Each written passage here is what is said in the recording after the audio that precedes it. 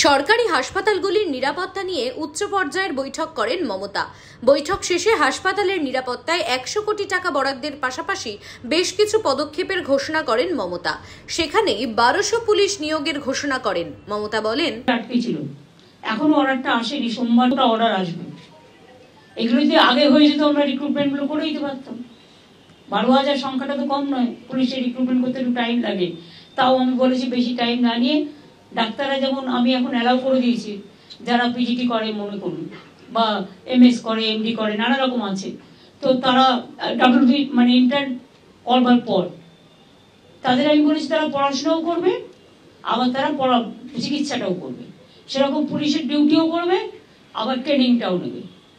এইটা করলে আমরা কাজগুলো ওই 3 মাস 6 মাসের ট্রেনিং দেওয়ার প্রয়োজন নেই, কারণ আমার অত ম্যান পাওয়ার নেই।